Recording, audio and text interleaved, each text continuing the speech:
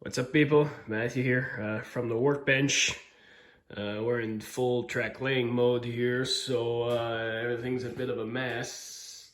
But I wanted to do a video real quick to show you guys what I do to prep my micro-engineering turnouts for installation on the layout. Micro-engineering has a bit of a reputation within the hobby for being more finicky and less user-friendly than the other brands. But I find that with some proper preparation, they work just as well, if not better, and they look good. This is code 70, of course. So what I do before I do anything is I always solder a single strand from a wire between the points and the stock rail.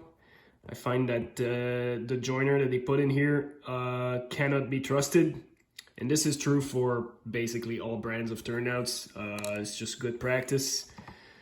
Once you file it a little, you paint it, and then you got the solid connection, because once you get some scenery going, some glue gets in here, sometimes you'll lose connection to the points.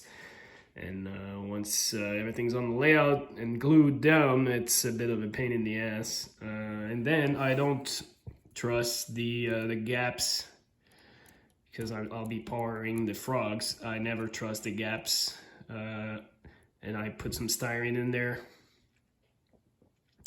These also have a tendency to have frogs that stick out a little. This batch of turnouts I'm using right now seem pretty good, but sometimes you'll have some filing to do to get the frog down to the same level as the track, because otherwise your trains will kind of ride up and down as they go through the frog.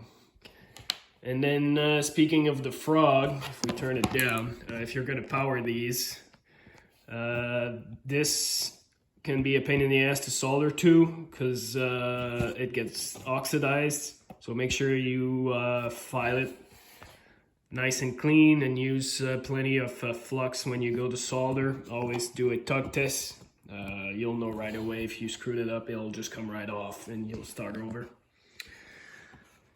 And yeah, these you don't really have to wire feeders to if you solder these two connections, and the tracks branching off there have feeders.